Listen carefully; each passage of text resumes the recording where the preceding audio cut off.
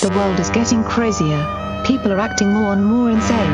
The end of the world is tomorrow. Tomorrow. There's only one thing to do when the world is falling apart.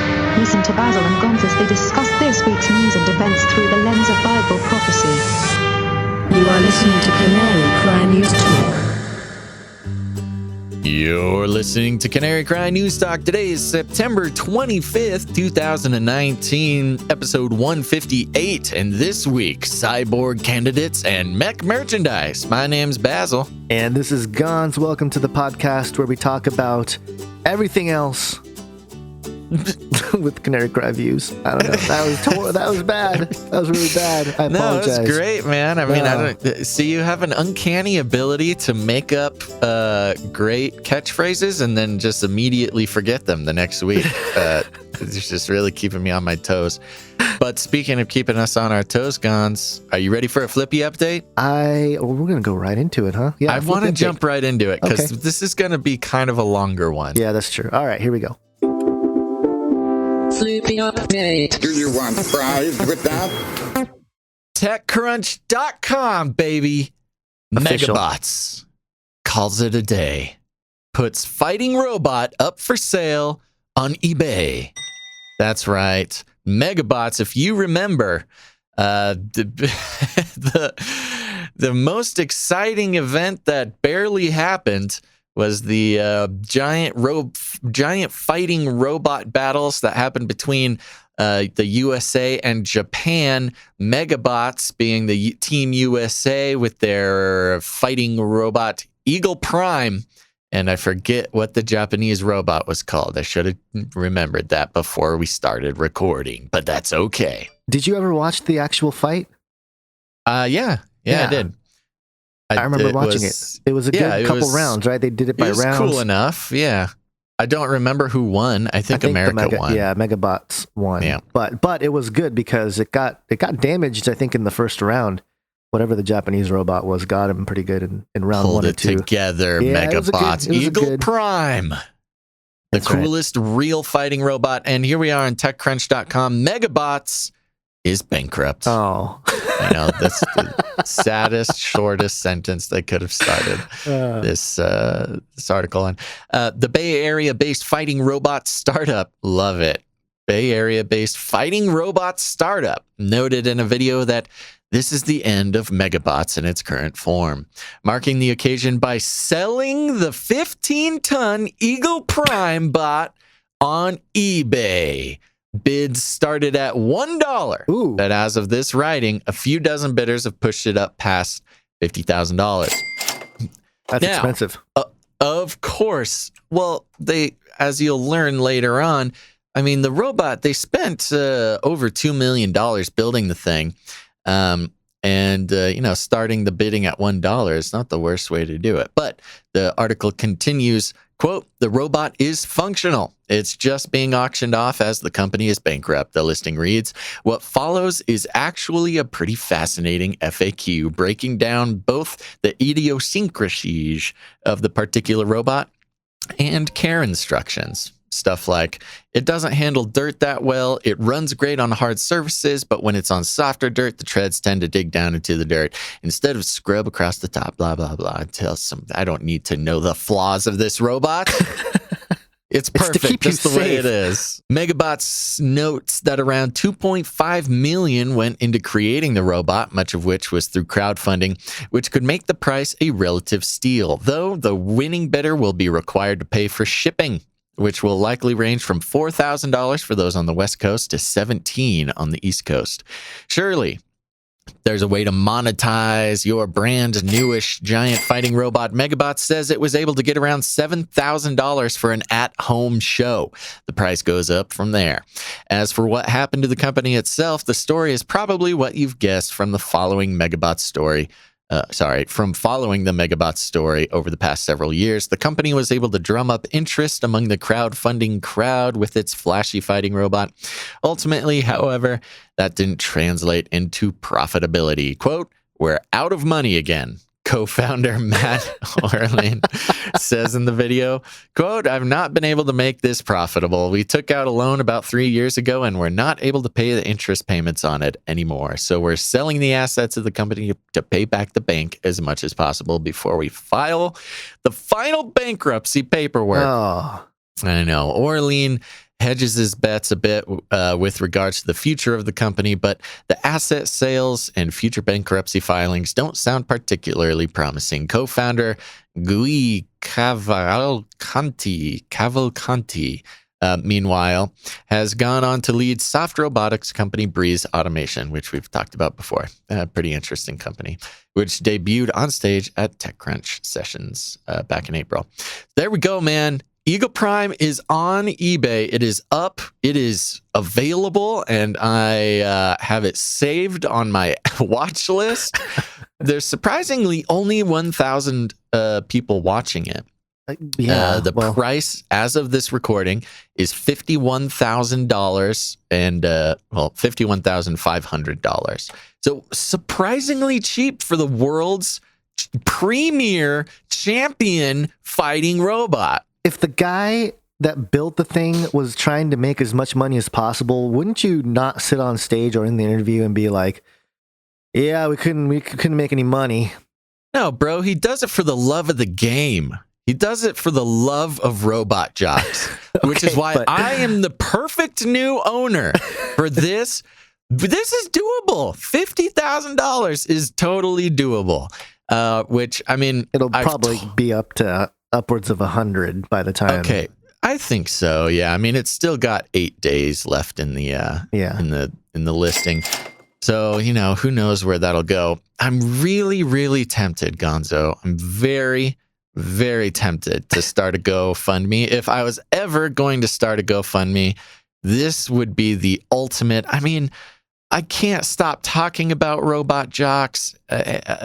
It looks like it's from the movie Robot Jocks. You need 2 people to pilot it, which, you know, I'm going to have to go make some friends or something, but I'm sure a listener out there would like to co-pilot it with me. I think for monetization, you know, people would pay money to co-pilot the robot, and I could bring it to Burning Man, use it for an evangelism tool. rolling into Burning Man. Roll into the camp of the unknown god in Eagle Prime. Eagle Prime. I would have to give it a new paint job, though. It needs a American flag paint job. So there you go, man. Anyways, I don't know. I am seriously considering trying to do. I had to look in to see if I can refund GoFundMe money in case we don't get enough to buy it. But you know, a chance like this only comes up once in a lifetime. Sure, of course. But I will say that if it fails, if this whole plan of yours doesn't really take off, there's an alternative, because according to Wired.com, Spot, the internet's wildest 4-legged robot, is finally here. We've talked about Spot, the Boston Dynamics.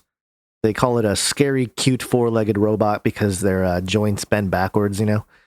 Yeah, we've talked about Spot before, Boston Dynamics, their little doggy robot. Yeah, so they're coming out with it for normies like us. So you can get that instead. I mean, it's not Megabot, but no, it's not Eagle Prime. Eagle Prime, but nobody can match Eagle Prime. No, Spot is the dog that we saw Bezos running around with. Jeff Bezos had one follow him around the Amazon campus. Strangely enough, they had very similar movements and just about the same level of programmed personality. Yeah. So, and I showed it to Erin, my wife, and her response was, "It walks like the demon I saw in the old house when she was, I think when she was growing up." Oh, wow. You just really mentioned a lot of stuff that I feel compelled to unpack, but I guess we'll leave that for another time. Well, no. It's not a bad sort of thing. She saw a demon. That has sort of its own inherent negative. It does. She's one of those people that can see things like that. So, just to... Yeah. And now we all can, in robotic form. In robotic form. Those creepy insectoid legged. Yeah. To be dogs. fair, its Spot is not for sale yet, but they have sort of mass produced a number of them to send out to their quote product partners to try Spot out in the real world. They say they promise they're not partnering or going to sell any of these to somebody who would weaponize it. And you know what?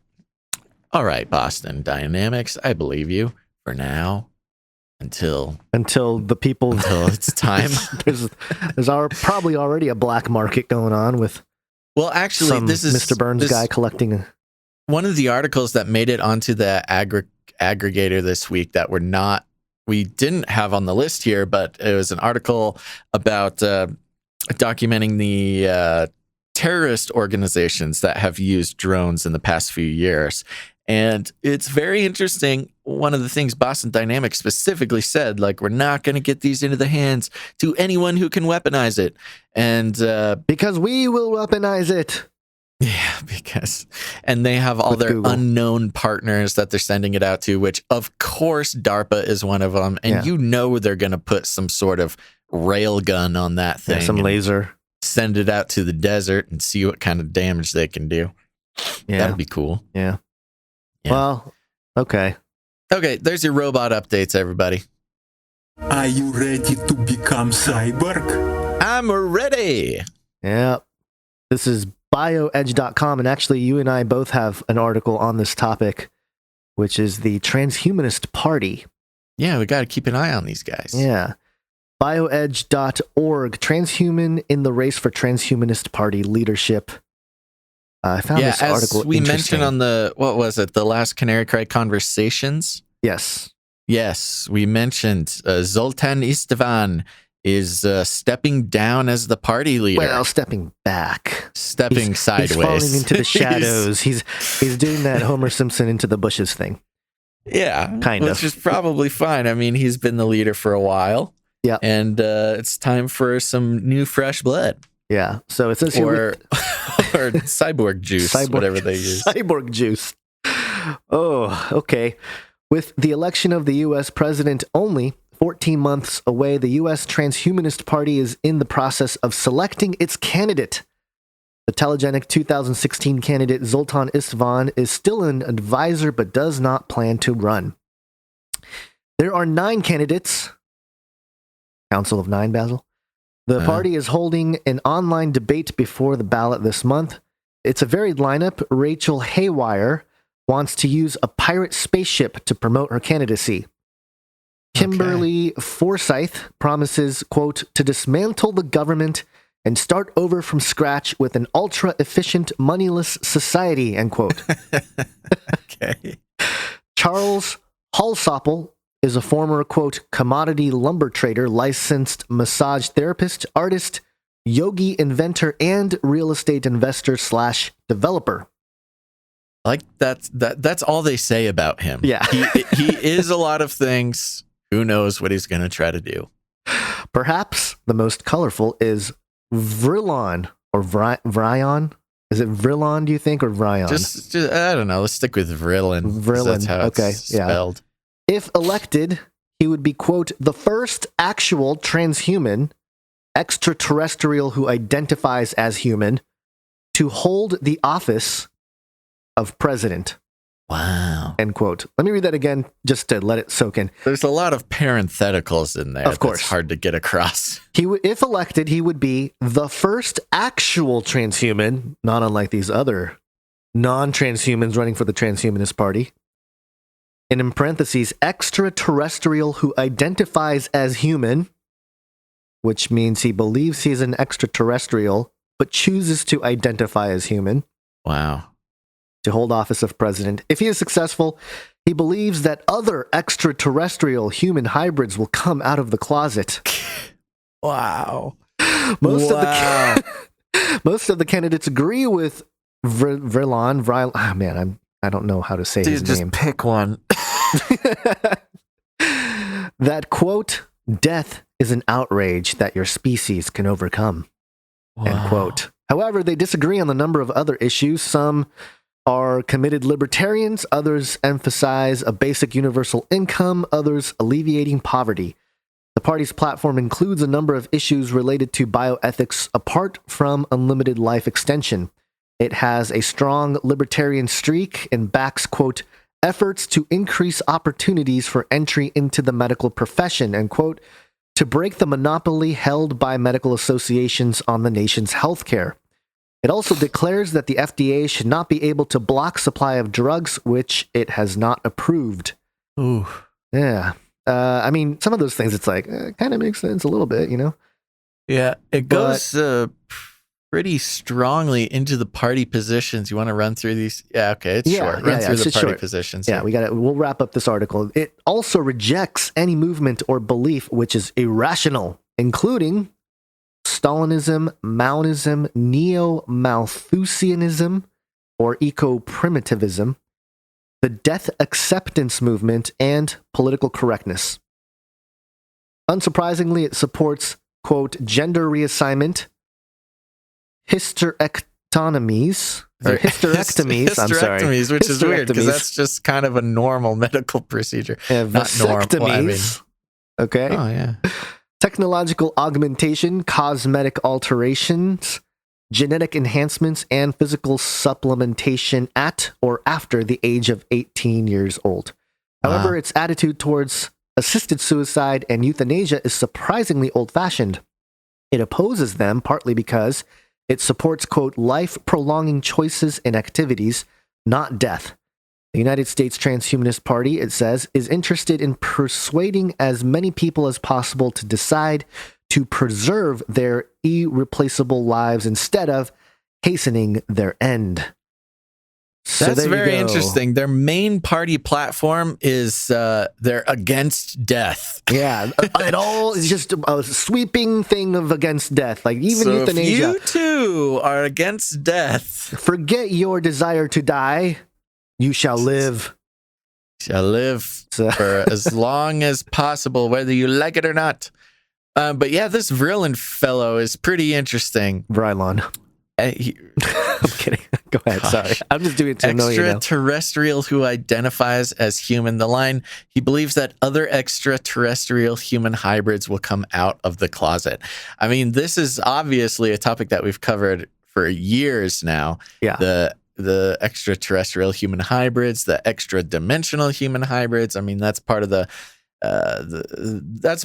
core, if you can call anything a core of the fringe Christian sort of it's a big movement. Part of it. Yeah, it's a big part of it being, you know, the aliens, you know, the aliens being demons being a little bit too simplistic, but you know, the hybrid type of thing referring to Nephilim and the pre-Adamic or pre-flood, either one, messing with genes and trying to get a foothold on this earth with our human DNA. This guy, you know, I would love it if there were more extraterrestrial human hybrids coming out of the closet. I'm tired of them being in the closet. Let me know who you are. Show yourself. I like the phrase "come out of the closet." Just keep it moving along to a more modern application of the phrase. There you go. That's like they've been having to hide. You know, what's interesting. It's not like there's a huge cultural movement for extraterrestrials, human hybrids to stay in the closet. I mean, with the homosexuality thing, you know, there's certainly some motivations to stay in the closet. That certainly is loosening up recently in recent years. But yeah, there's not a whole lot of extraterrestrial human hybrid hate going around. Well, right I now. will say there are a lot of TV shows, and I can't think of any of the names off the top of my head, but I know there's been a lot of mainstream TV shows that allude to this type of scenario. Culturally, even in those TV shows, they will paint this picture of and this is Hollywood doing this, like a hillbilly, southern, evangelical, very Christian type of guy going like, oh, where are these hybrid aliens? You know, we're going to go kill them. Yeah. So I think there's a stigma that they've tried to paint that there are people that are not going to understand these beings that are beyond human, you know, or whatever. Yeah, I don't know, man. I think if they started coming out of the closet, people would be stoked. Well, yeah, of course, a certain segment of the population would be very stoked. They would immediately I mean, of course, there would be some malcontents not happy with it. There'd be celebrities, though. We would be skeptical, but I think overall people would be pretty stoked. Well, Katy Perry, Alien, that whole music video, definitely setting the stage for that kind of thing. But yeah, you got another one. You want to hear my pick for the Transhumanist Party? We got to keep an eye on these guys. Well, so you actually are supporting this candidate. No, I'm just saying this is my pick. Okay, this is the one I think who is going to be picked. Okay. Okay. You had a jingle. I set you up for the jingle and you got distracted. Oh, We're keeping an eye on you, transhumanists. Did you ever have the feeling that you were being watched? That's right. Okay, there we go. We're flipped it around. This is on MilwaukeeRecord.com. So we got a local Milwaukee station here. I'm going to skip down a little bit because they give a history of the Transhumanist Party. You want to read the title of the article? Milwaukee's, the title is Long Live Candidate Harris, Milwaukee's U.S. Transhumanist Party presidential hopeful. Milwaukee's Kristen T. Harris is one of the 9 candidates competing to be the party's nominee for presidential candidate. Harris says that besides eternal life, transhumanists are also interested in genome biohacking, cryptocurrency, weather modification, and creating designer babies. I think that technically qualifies us to run for the Transhumanist Party. We are technically interested in genome biohacking, cryptocurrency, weather modification, and designer babies. Yeah, we just have a different stance.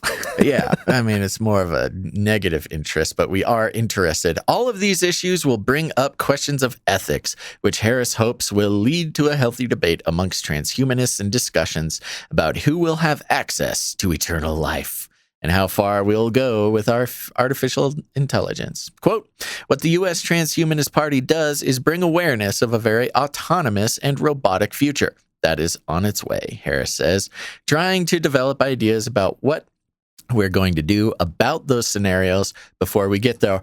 This is word for word a description of what you and I do, Gons. I know.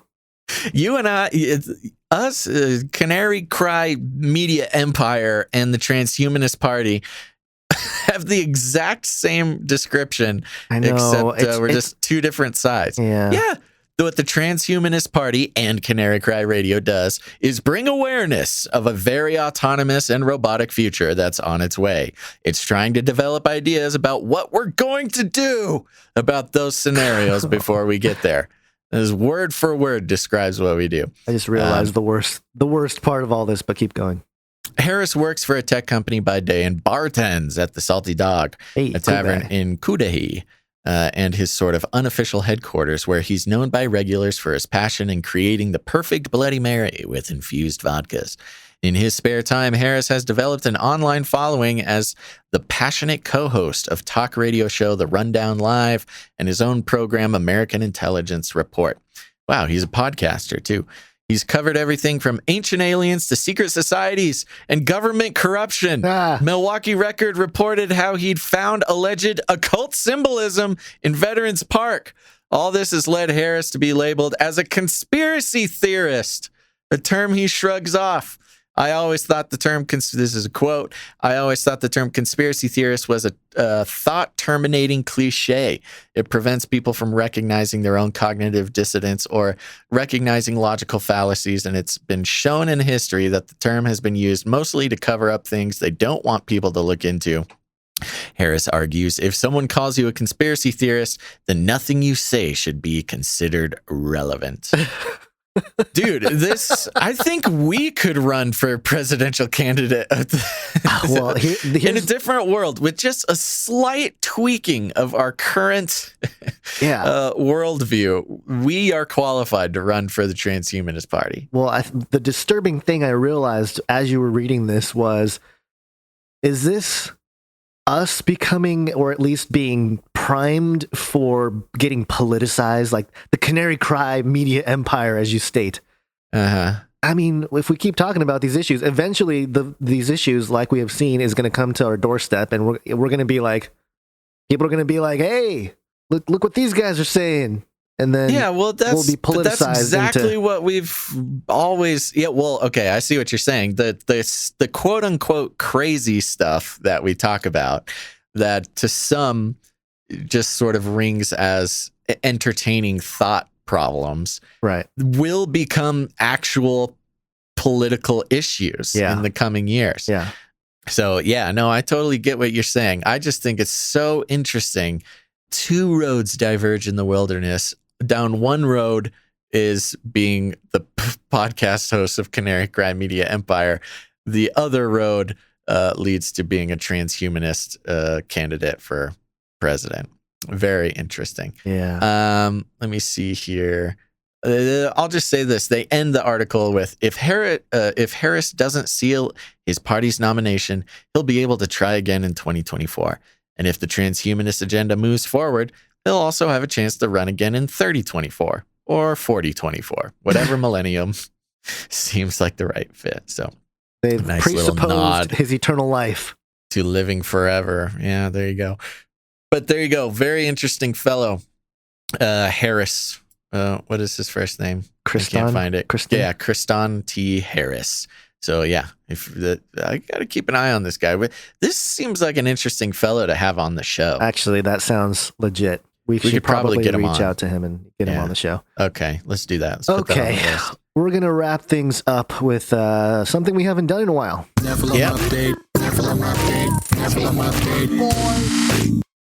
Are you a metal fan?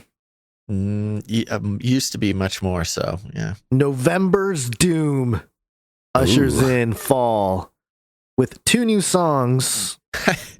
One of them, which is called Nephilim Grove. November's Doom ushers in fall. It's like the super metal version of the pumpkin spice latte. That's so true. Yep, you got your pumpkin spice latte at your local coffee shop, and November's Doom. Bringing the tracks for the fall season. Nephilim Grove. That is awesome. November's Doom mastermind Paul Kerr says the band's new album Nephilim Grove offers, quote, new colors, new sounds, and same bad arsery. We never set out with a vision other than just to write what makes sense and feels right. It always shows our mood at any given point while I'm striving for lyrical and emotional consistency. If the 2 new songs, Nephilim Grove and Petricker, I'm having problems today, are any indication, to the lyrics, man. Kerr is right on the money. Yes, lyrics. Hold on. I forgot the lyrics. What is it? You walk in the grove where the Nephilim roam, bro. Oh, yeah. Sinister plan for a master falls. Enter the grove where the Nephilim roam. Oh, enter the grove where the Nephilim roam. Nephilim update. Thank you for cutting me off. I was going to try to try to make up some lyrics right on the spot there.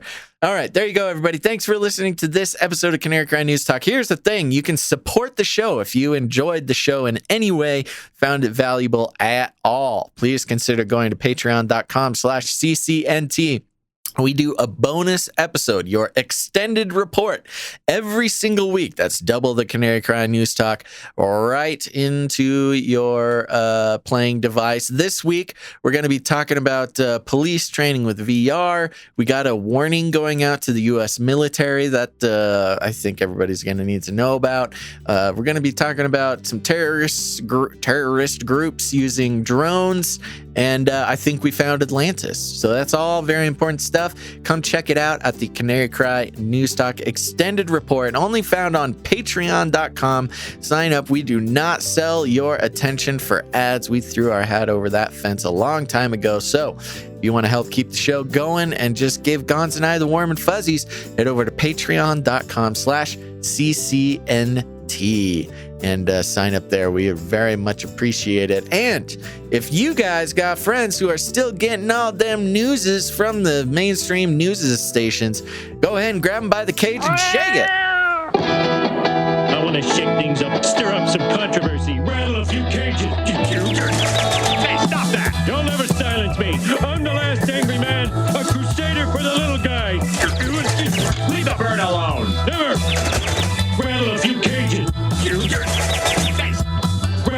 cages. It's gotta be biblical. That's right. It's going to be biblical, everybody. Make sure, once again, to head over to patreon.com/CCNT. And thank you for listening to this episode of Canary Cry News Talk. Make sure to tune in next week. But until you do, think outside the cage.